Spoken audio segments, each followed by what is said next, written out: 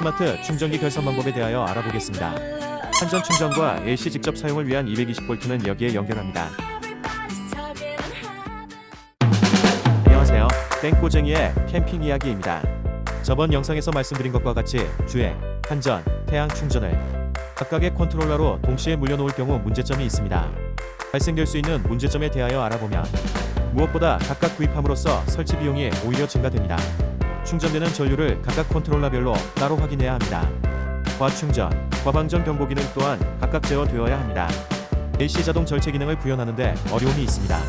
즉, 인버터로 220V를 사용 중에 한전 220V가 투입되면 인버터 출력에서 상용 220V로 자동 전환되어야 합니다. 주행 충전기 배선을 잘못 구성하면 서브 배터리 방전 시 메인 배터리도 방전이 될 수가 있습니다. 따라서 전문적인 지식을 가지지 않으면 세 종류의 충전 방식을 안정적으로 설치하는데 쉽지 않습니다. 그러면 우리 같은 초보자는 어떻게 해야 할까요? 전기만 따로 전문가에게 맡겨야만 할까요? 저 또한 이러한 고민에 봉착하여 세 가지 충전 방식을 통합하여 처리하는 충전기를 찾아봤습니다. 하지만 맞춤한 충전기를 찾기가 힘들었습니다. 수없는 인터넷 검색 끝에 제가 원하고 그토록 찾아왔던 세 가지 충전 방식을 통합한 충전기를 찾았습니다. 바로 한전, 주행, 태양 충전을 통합적으로 컨트롤하는 캠핑카 전기, 하박사네 집의 스마트 충전기입니다. 제가 통합 충전기 개발자인 하박사란 분과 인연은 없지만 하박사님의 스마트 충전기를 구입하여 쉽게 설치하였고 몇 년이 지난 지금까지도 안정적으로 사용하고 있습니다. 특히 배터리 수명을 가장 길게 유지하는 세류 충전 방식을 적용해서인지 아직도 처음과 같은 배터리 성능을 유지하고 있어 상당히 만족하고 있습니다. 따라서 캠핑카를 자작하시려는 분들께서는 주행, 한전, 태양 충전을 따로 꾸미지 마시고 하박사님의 스마트 충전기를 적용하기를 강력히 추천합니다. 하박사님의 스마트 충전기 장점은 다음과 같습니다. 1. 엔진 시동 시 차량 발전기로 서브 배터리 충전이 가능합니다. 2. 220V 상용 전기로 서브 배터리 충전이 가능합니다. 3. 태양전지 충전은 별도의 컨트롤러가 없어도 가능합니다. 4. 배터리의 전압 및 현재 충전되는 전류가 표시됩니다. 5. 과충전, 과방전 시 경보 기능으로 배터리를 보호합니다. 6. AC 자동 절제 기능으로 배터리를 사용해서 발생하는 인버터 220V 출력이 상용 220V가 이입되면 자동 전환됩니다. 7. 서브 배터리가 방전되어도 메인 배터리에 영향이 없습니다. 8. 메인 배터리의 방전을 태양전지로도 충전이 가능하게 하였네요. 9. 무보수 배터리 및 리튬 인산철 배터리까지 충전합니다. 무엇보다 용기를 얻은 것은 설명서대로 입출력 선만 연결하면 주행, 한전, 태양을 모두 물려놓아도 상황에 따라 알아서 충전하고 만충되면 세류 충전에 들어가는 것입니다.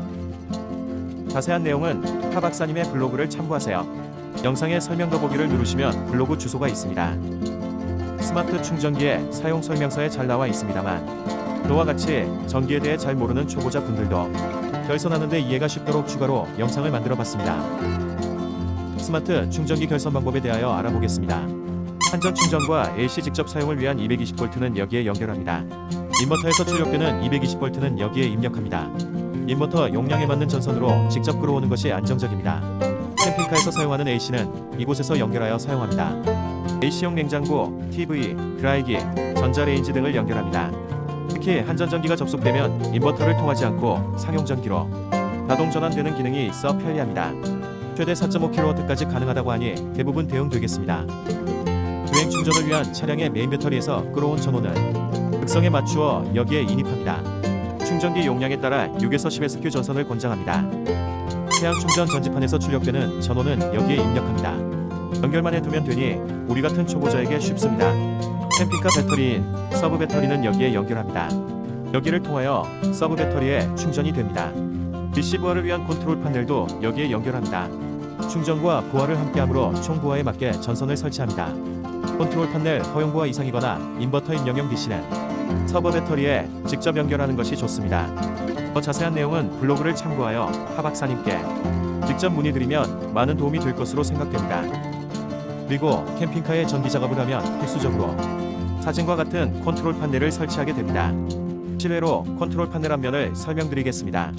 AC인 220V는 스마트 충전기를 통하여 부하 쪽으로 직접 출력되나 DC 부하는 컨트롤 패널을 통해야 안전합니다. 서브 배터리와 차단을 해주는 차단기입니다. 총 부하가 30A 이상 시에는 서브 배터리와 직접 연결해야 합니다. 사진의 계기판에는 현재 전압이 나타나 있네요. 시간, 실내 온도 등으로 바꿀 수가 있습니다. 자주 점등하는 조명등은 부하별로 묶어서 연결해 두고 각 스위치는 그 하부 라인에 별도로 두어 사용하는 것이 편합니다. 연결된 부하에 맞는 휴즈를 사용해야 합니다. 너무 낮은 것은 자주 단락되고 너무 높으면 휴즈 역할을 할 수 없으므로 부하에 맞는 휴즈를 사용하세요. 저는 이렇게 종류별 휴즈를 구매해 두고 사용합니다. 적정 부하에 맞는 휴즈를 사용하였는데도 휴즈가 나간다면 전기 제품이나 개선 라인을 점검해야 합니다. 캠핑카를 사용하면 항상 전원을 투입해두는 DC 전기 제품은 여기에 종류별로 구분하여 연결해 두면 편리하게 관리됩니다. 실외로 컨트롤 판넬 뒷면으로 가볼까요? 대부분의 컨트롤 판넬 뒷 부분을 보면 사진과 같이 보입니다. DCM역 쪽은 충전기에 서브 배터리 쪽 라인에 연결합니다. 아래쪽이 차단기를 지난 부하 쪽 출력입니다. 적색선이 플러스인데 휴즈와 스위치를 통하여 나와 있네요. 각각 구분된 부하에 플러스 쪽에 연결하면 됩니다. 마이너스는 공통으로 연결하면 되나 단자대를 부착하여 각 부하별로 별도로 공급하는 것이 안전하다고 생각합니다. 오늘의 영상은 충전기 선택과 결선 방법 그리고 컨트롤 판넬에 대한 설명까지로 마무리하고 다음 영상에는 컨트롤 판넬에서 각종 부하까지 개선하는 방법에 대하여 설명드리고 부하에 따른 전선 규격을 선택하는 기준도 올려드리겠습니다. 구독과 알람을 설정하시어 이어지는 영상도 받아보세요. 감사합니다.